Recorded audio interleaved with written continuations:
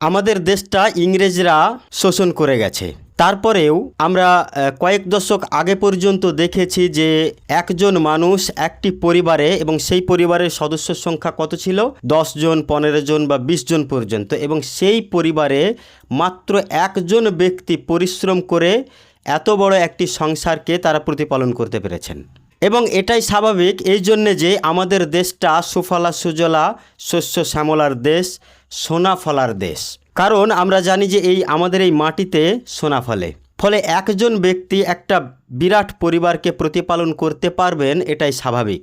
কিন্তু আজ আমাদের স্বাধীনতা পাওয়ার অনেক বছর পরেও, বর্তমানের কথা ভাবুন, স্বাধীনতা পাওয়ার অনেক বছর পরেও আমাদের পরিবারে যতজন সদস্য ততজনকেই পরিশ্রম করতে হয়। না হলে সামান্য ক্ষুধা নিবারণের জন্য পেটের ভাতটুকুও জোগাড় হয় না। যদি একটি সংসারে 2 বছরের একটি শিশু থাকে, তাকেও কোনো না কোনো পরিশ্রম করতে হয়, হয় বাবার সঙ্গে বা মায়ের সঙ্গে কাজে হাত লাগাতে হয়, না হলে তার ছোট্ট পেটের জন্যে দুমুঠো ভাত জোগাড় হওয়াও মুশকিল। এখন বর্তমানে এমন হয়েছে যে প্রত্যেকটা মানুষ সরকারের দেওয়া 5 কেজি রেশনের উপর নির্ভরশীল হয়ে পড়েছে। ভেবে দেখেছেন কেন?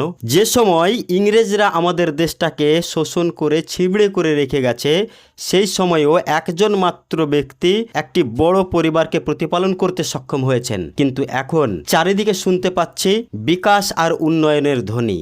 এই সময়েও কি জন্যে আমরা মাত্র সরকারের দেওয়া 5 কেজি রেশনের উপরে নির্ভরশীল হয়ে পড়েছি? ভাবতে হবে না এসব বিষয়, কেন হচ্ছে এসব? এর উত্তর আমিও জানি না, আমিও খুঁজছি, আপনারাও খুঁজুন।